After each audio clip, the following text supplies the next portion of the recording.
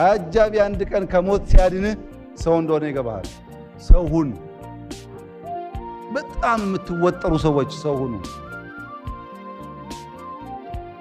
ደግሞ የሚያስወጥር ስራ ሰርታችሁ ቢሆን ባልከፋ እኮ ሰው ሁኑ።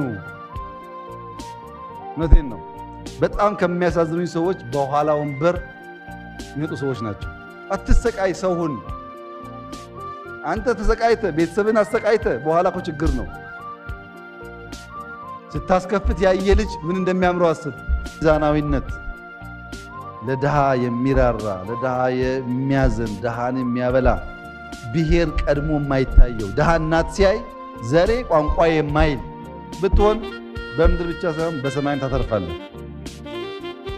ከድሃም እንኳን ከለር የምትመርጥ ከድሃም እንኳን ቋንቋ የምትመርጥ ከድሃም እንኳን አይሳካልህም።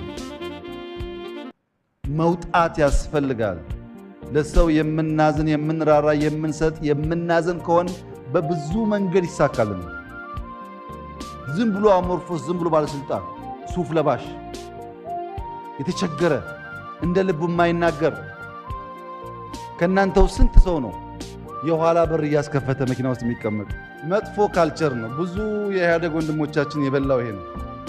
ውስጣቸው ቀፎ ነው ባዶ። በሱፍ ምክንያት ካልተከፈተ የማይወርዱ የማይወጡ በቃ የተከበሩ ያስከበሩ። ፎርጌት ኢት። ሰውን አንተ ሰውንና ስራ ምን ነው ጭንቀቱ? ልትሞት እኮ ነው። ምን ያሰቃይሃል በሱፍ ውስጥ? ሰውን እንደ ሰው ተራመድ። ሰው ውደድ፣ አልቅስ፣ ሳቅ፣ እርዳ፣ ስራ። ዝም ብሎ ከኋላ ወንበር እንደዚህ ጥሩ አይደለም።